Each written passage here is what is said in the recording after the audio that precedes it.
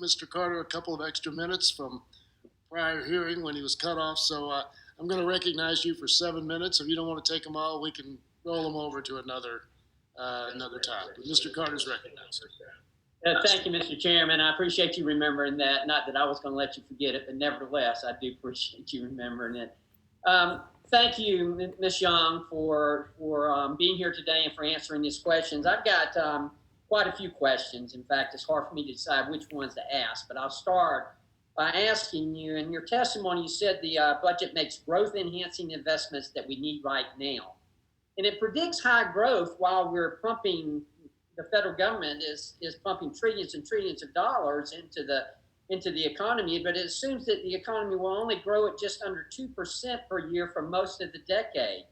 And despite all that funding, or all that spending, I should say, your projects, your projections show the GDP growing to nearly the same as in the CBO's baseline projections. And my question is, why won't these massive growth-enhancing investments, as you put them, continue long-term economic growth? I mean, why are you predicting this only going to be short-lived like this?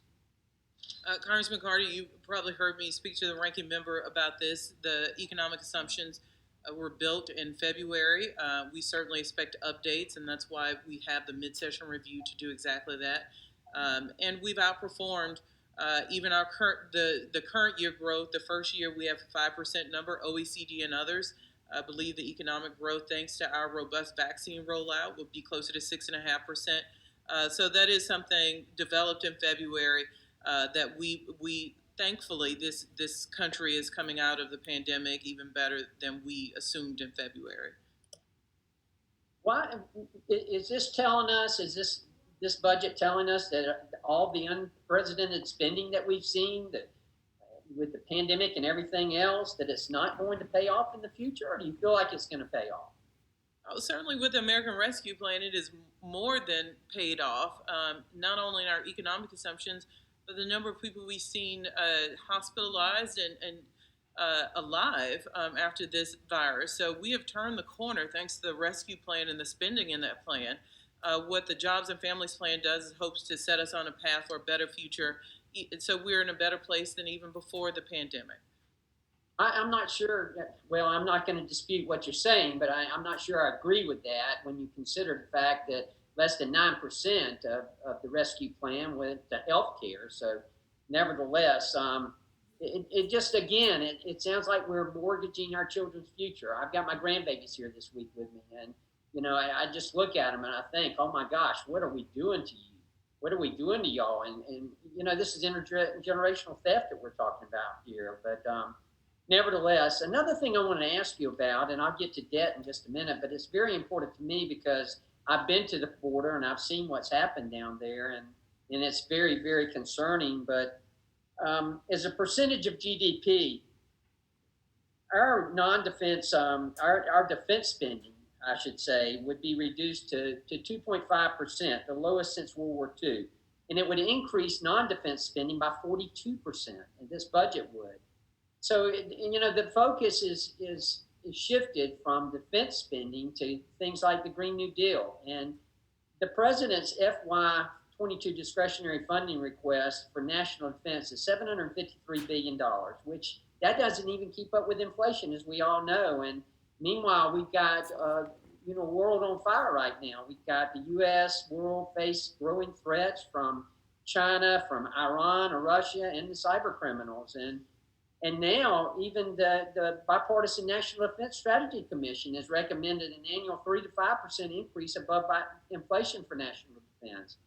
Why is the administration ignoring this? Why are they ignoring the growing threats to our country and the world, as well as the recommendations of our national defense professionals? Thank you, Congressman. One, I think we have to assume not just inflation growth, but a retooling. Department of Defense has to take the responsibility to make sure we are not purchasing outdated equipment that does not focus us in the right place to future adversaries. That's one. And two, remind everyone that on this non-defense side that's growing, we also have serious security spending, like Homeland Security, like Department of Justice, like our USAID and State Department. So, I appreciate the split between defense and non-defense, but we certainly do have significant security funding in this non-defense side that is growing. Does the administration not think that these are credible threats that we're seeing, that the U.S. should be conceding its world leadership role? We think at $753 billion, we have the tools available to make sure that we can counter China and any other adversary, but we also think we have to have a diplomatic budget that keeps up with a complex and changing world, and that's what you see here. Shem, let me ask you, unlike our president and our vice president, I've been to the border, and I've been to the border recently, and I've seen the humanitarian crisis and national security crisis that we have down there. In fact, I would venture to say it's more than a crisis, it's a disaster. But nevertheless, the president's budget called for a freeze on funding for the Department of Homeland Security for fiscal year 22. Why is that when we know what's going on at the southern border? The president called for an additional $760 million in facilities to improve border and migrant processing, $203 million more for migrant processing, $200 million more almost for technology, almost $900 million more for immigration judges. So, you're certainly speaking to the top line, but we do have resources that we've devoted to I don't mean to interrupt you, but I just want to know, so does that send us a message that the administration has no intentions to do anything about securing the border, but instead just wants to spend more money in processing the illegals as they come across?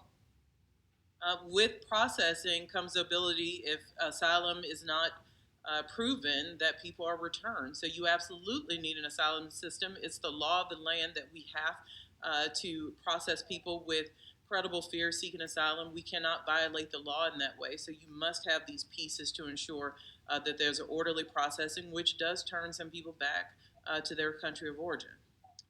Thank you, Mr. Chairman, for the extra time. Absolutely. Gentleman's time has expired. Now recognize the